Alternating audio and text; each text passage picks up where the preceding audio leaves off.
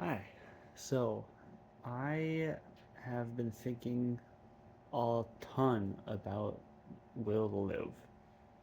Um, this entire channel is all about the fact that I have spent my entire life suicidal, and rather than actually killing myself, I am metaphorically killing myself and hitting the reset button on life the same way you would in a video game. Just start the game over. Let's figure this thing out.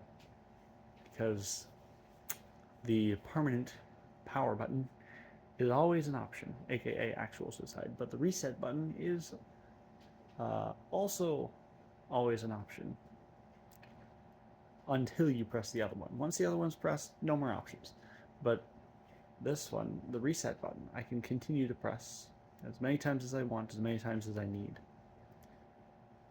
And so I figure, why not give it a shot? I'm definitely going to die someday, eventually, anyways.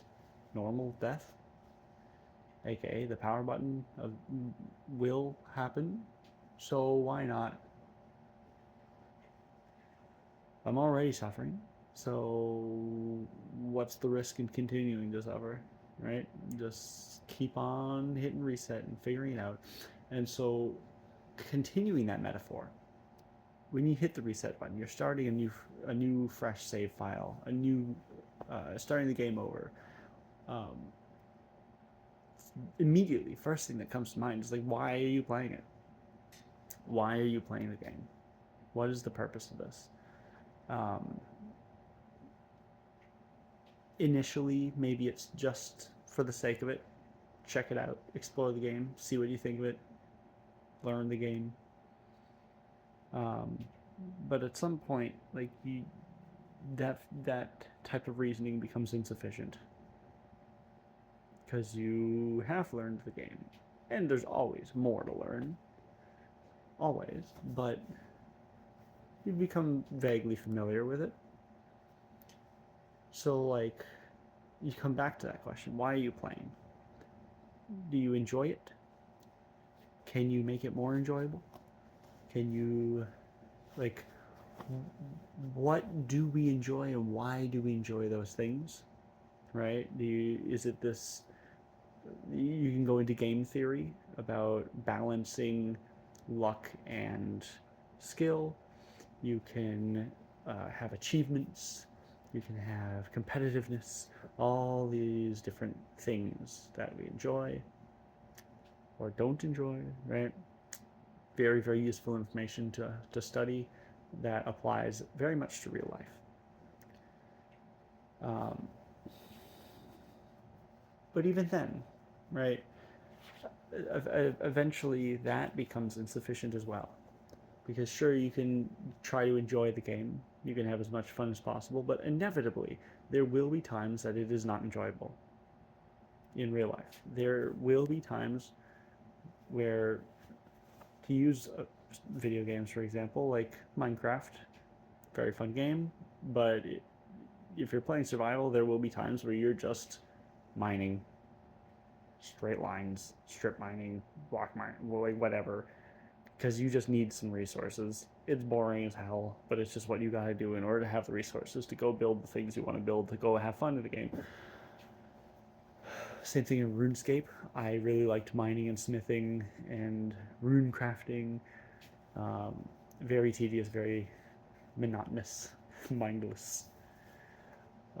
Every game probably has something analogous to the fact in real life there are going to be times where it's miserable and you don't want to be playing. And so this idea of why are you playing the game? Well, to have fun, to enjoy it, that becomes insufficient at some point, and you need something bigger to get you through those hard times. You need a bigger perspective. You need to continue to zoom out and take in more information. And there's lots of fun tools. I was going to go on a very brief little tangent about a new fun tool I just discovered. This is giant poster board like you see, at craft fairs. And if I open it, I just made this. Instead of buying one, I made my own. This is a year calendar. This has 365 squares, one for each day. So 12 rows, one for each month, 31 columns, one for each day of that month. So you can see here like 2026, January 1st, January 2nd, 3rd, 4th, blah, blah, blah, blah, blah, blah, blah, all the way to the end. We got January 31st. Very cool.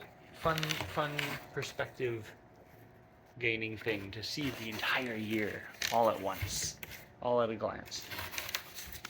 I've tried lots of calendars over the past 7-ish years, but this is a new style I've never seen before, so I thought I'd give it a shot. And that is the thing. I have been unable to figure out a new hypothesis on the will to live until fairly recently.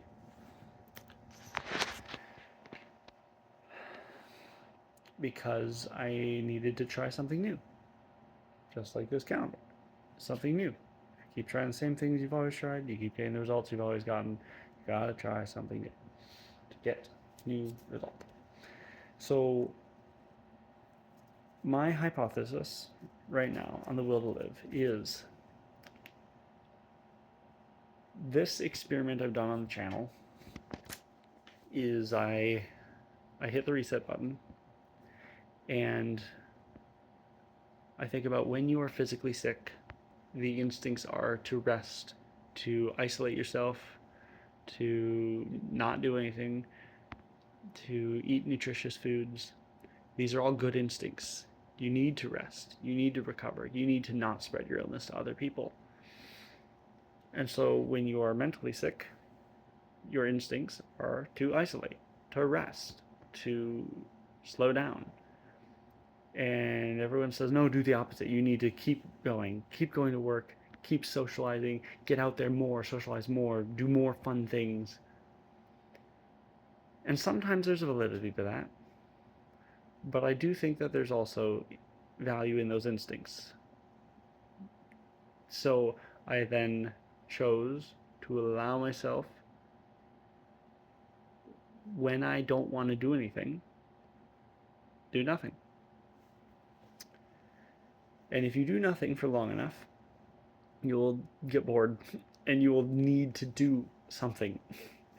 But the instant that something runs into any form of resistance, you break down. Like there's no drive, there's no will to overcome that resistance. And so this is what I call the false will to live. Like when you're foraging and you're looking for something, like there's morels and there's false morels. The real morels are edible. The false ones look very, very similar, but are not edible. Same thing for lots of plants. So this is what I call the false will to live. It looks like a will to live because you're doing things. You're living. But it doesn't hold up to any scrutiny, any resistance, any struggles, any challenges. And so that is on one extreme at the very bottom. And then on the complete opposite extreme, you have what I think is stereotypically thought of as the will to live, which is this unstoppable drive of like, I am going to achieve my goals and my hopes and dreams and plans and whatever, no matter what. Nothing can stop me. I have this will to live, this bigger vision, this thing to fight for, which on the surface seems like a fantastic, wonderful, beautiful, amazing thing to have. But it also, I think, and this is where you gotta just stay with me for a minute, I think this is a horrifying form of pathology, because this is a masochistic pick up your cross type of mentality where you can use this to justify insane amounts of suffering and doing things that are not worth doing at the pursuit of your goal at all costs. This is how you get burnout. This is how you get people that like go crazy. They just like they look like these wonderfully accomplished, happy, successful people with a high drive, uh, and then one day they just randomly snap because all of this excess stress of like, I'm gonna take on the world. Come on, come at me, and I'll suffer through anything, whatever it takes. All that stress builds up in the body. All of those challenges that were not worth overcoming. Um, it's just is very unhealthy, very very horrible, horrible, horrible. And then somewhere in between, I think of the very very simple equation for burnout: the amount of effort something takes and how much results you and like reward you get from it. Is the effort worth the results? So that's why this masochistic, pathologic will to live um, does not allow for suicide. Like suicide is just not an option. You're going to achieve your goals no matter what. Whereas all these other potentialities of forms of will to live possibly allow for suicide if the equation shows that genuinely there is no way, right? If you can objectively look at your life and know with absolute certainty that of every possibility and option you have available to you, the results that are possible are not worth the efforts that would be required, then absolutely suicide would be the right thing to do. And I would not hold that against that person. Whereas the masochistic, pathologic will to live is like, no, I'm gonna suffer through this. I'm gonna enjoy the suffering, knowing it's for a greater vision. Disgusting. No, thank you. I've done that during manic episodes. I refuse to do that. And so, all of these other non-masochistic potentialities of what a form of will to live could look like do allow for the potential of suicide, except you can never know truly with a trillion% certainty all of the potential options that you have available to you because life is so absurdly complex. There is always another option. There's always something else you can do. Like, no matter how rock bottom you get, you can always hit the reset button, so to speak. You can always start over. There's always an incomprehensible amount of options to you as far as what you could do with your life. Far more than any of us could ever truly perceive. And that's our biggest limitation, is not realizing how powerful we really are in creating our experience in life. And so I've dabbled in this zone trying to find some form of explanation of what a will to live could look like in this zone, in this middle zone between the false will to live and the masochistic pathologic will to live.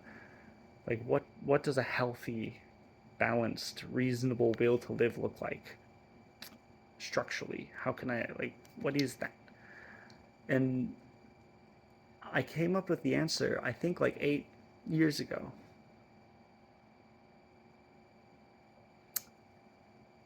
And started living it 7 years ago. And I didn't like the answer. And so I thought the answer was, or at least the hypothesis I have now, which I will get to, I didn't like it then, and so I assumed that no, that can't be right. That can't be the answer. I'll try it anyways. And then in the meantime, as I'm trying that, I will continue searching for other potential explanations. But I'm finally coming to terms with, like, maybe that is the answer. Maybe just because I don't like it doesn't mean it's not true. So what that is simply that equation I was talking about. Is the amount of effort worth the amount of results? And then there's also, you can adjust your tolerance level for the amount of effort. Like the more, when you're fresh to something and you're weak emotionally, the same way you can be physically. Like if you start a physical exercise program and you're not pushing much weight, and the more you do it, the more weight you can move. And so same thing emotionally, mentally, energetically, whatever. The more effort you do, the more capacity for effort you can have. And on the other side of the equation as well, if you are getting very good results, you get used to very good results, and then when you inevitably start getting like normal level of results, not even bad results, but just like normal results, they feel bad relative to very good results. And so this is one of my previous videos, one of my best videos that very few people saw, about the mechanism by which phones actively degrade our will to live, is that they require insanely little effort and give you insanely entertaining content. And so you get used to very low effort and very high reward. And so everything that requires a normal level of effort and gives you a normal level of reward, aka like a job or just supporting yourself or normal daily activities or having real relationships with other people, feel insanely difficult and insanely unsatisfying relative to essentially the social media is like meth. Low result, high reward. And then you do difficult things. There's there's challenges that you don't choose that feel awful, right? This way. And then there's challenges that you do choose that feel awful, but you know that it's good for you, like exercise, like eating right, whatever.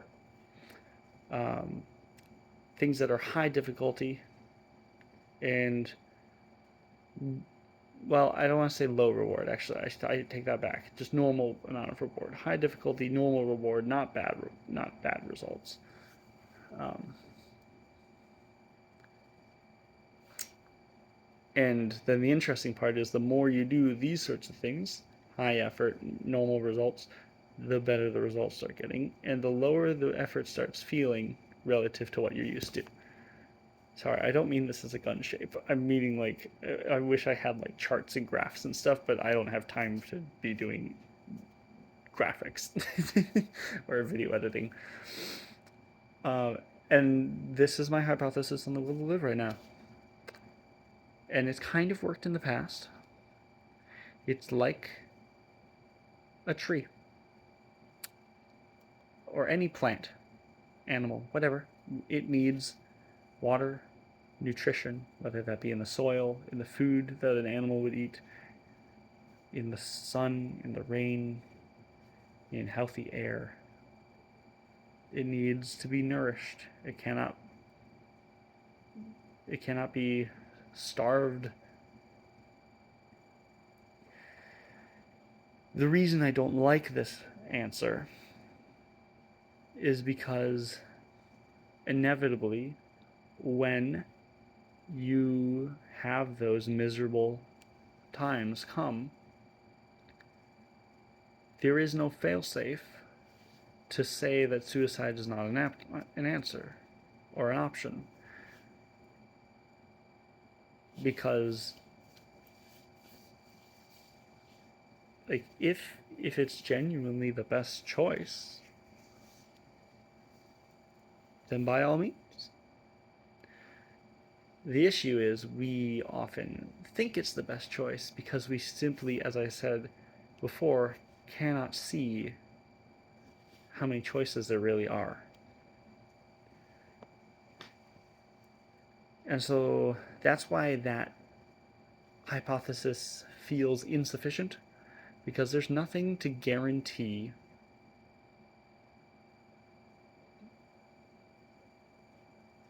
that you won't accidentally suicide when it is not warranted.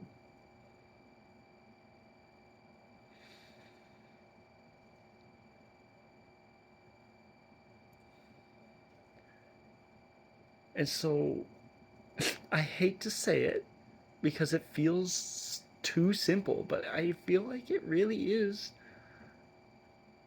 just a matter of keeping things in perspective. Bigger perspective, zooming out, just like this calendar where you can see the entire year all at one glance.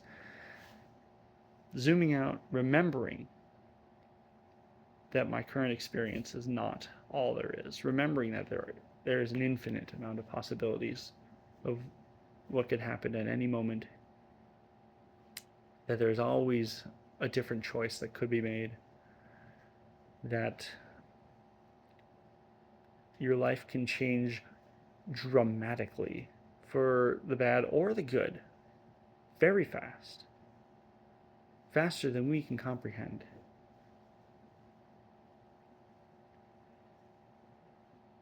Faster than we can process, because it's so insanely easy to forget that entirely.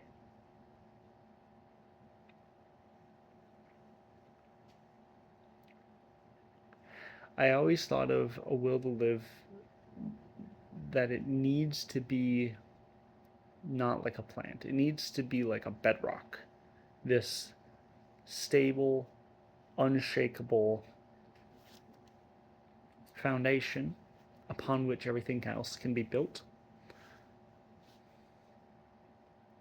And so if we go back to the plant metaphor, I took my will to live, my tree, out of this nutritious soil, out of the rain and the sun and the ecosystem, and I put it in the desert, isolated, no nutrition, scorching sun, no rain. I starved it of everything it needed and gave it far more challenges than it could possibly handle, and brought it straight to as close as possible to death in pursuit of toughening it up. And instead I almost killed it. I did kind of kill it many times. But that's the funny thing about a lot of plants is you'd be shocked how dead they can seem and still come back, even years later, if you give them what they need.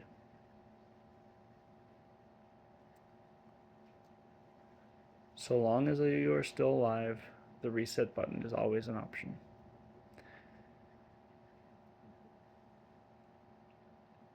So that's my hypothesis now. That's what I'm rolling with. I'm bringing my will to live, my tree, back into an ecosystem, humbling myself to be willing to accept help from others, which is extremely difficult because I always wanted to have that solid rock solid foundation of rugged individualism and being capable of handling things all on my own. But the more you understand the world, the more you learn about how this reality really works, the more you realize nothing ever can ever be done alone. Everything has to be in community. Even what I think of as me, the cells that make up my body, there are the bacteria that live in and on my body, the good ones and the bad ones, they outnumber the cells that we typically consider to be me. We think of there's the cells that are the human body, and then there are all these bacteria that live in and on the human body, and those outnumber me like a 10 to 1. And they dramatically affect everything about how the body functions. To a degree, to such a degree that I would say that they are absolutely part of the body. They cannot be considered something separate.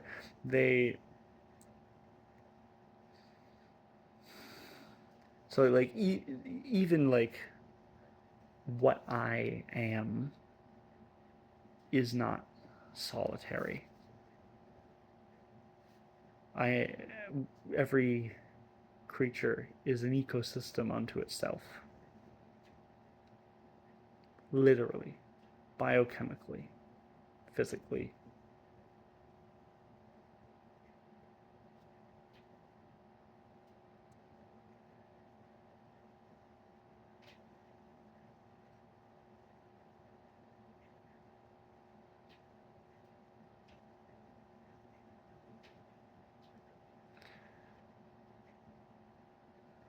I'm trying to think if I have any other thoughts I wanted to add into this.